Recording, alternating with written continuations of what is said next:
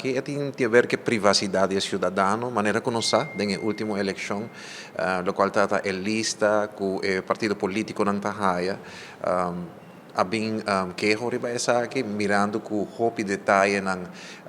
personal di no cidadano ng tawag compartilhar essa aqui ng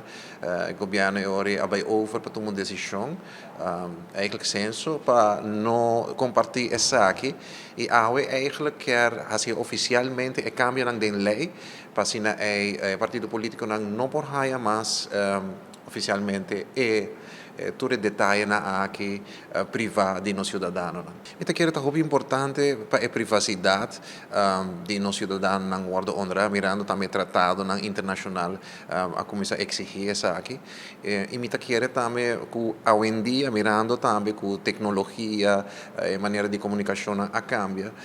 Me nota quer gente não ta gusta mais o pueblo a vociferar essa aqui de quer share turna informação personal tur caminda. Pueblo a receber essa aqui positivamente e me quer o governo está atuando corretamente para esse cambio em lei.